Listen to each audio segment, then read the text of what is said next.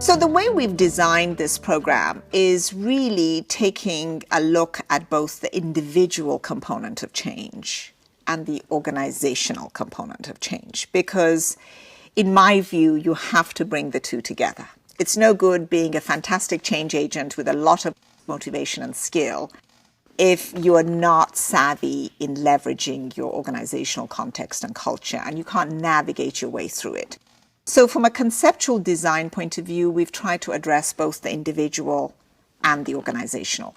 Module 1 is really mostly focused on the individual. What can we learn from best practices of people who have driven change on a continuous basis?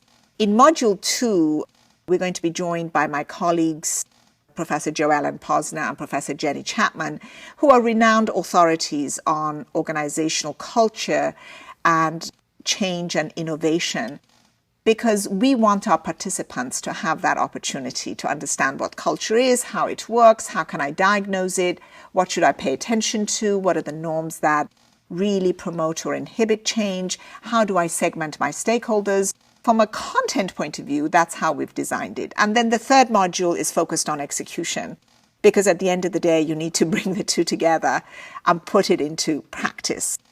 From a pedagogical point of view, we want to make this very actionable. The program is centered around a personal challenge that the participants have, and then they will use the course learnings and the frameworks and the tools to address a real challenge that they face in their organizational lives. So we hope by combining the individual component and the organizational and the execution component, and by putting in a personal challenge that becomes an application platform, we can really get the best of both worlds. We can convey some of the key ideas, but at the same time, we can put them into action.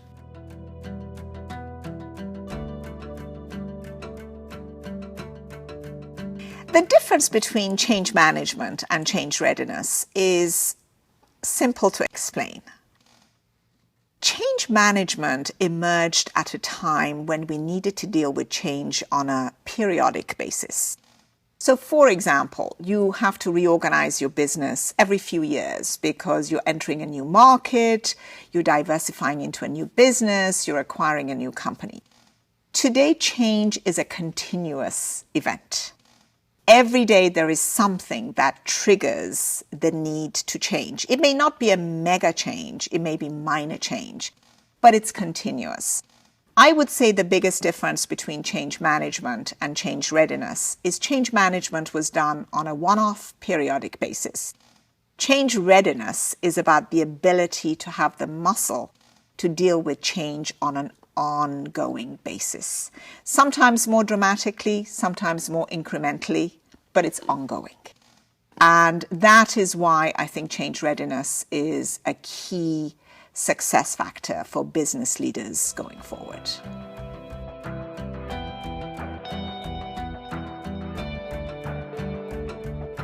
I think the key benefit from taking this course is that we want business leaders to be proactive rather than reactive in driving change.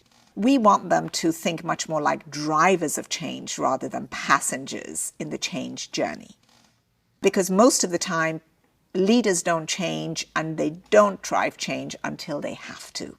So by thinking like a driver and having the playbook of the driver, we hope to equip the business leaders to really drive change on a proactive, systematic basis.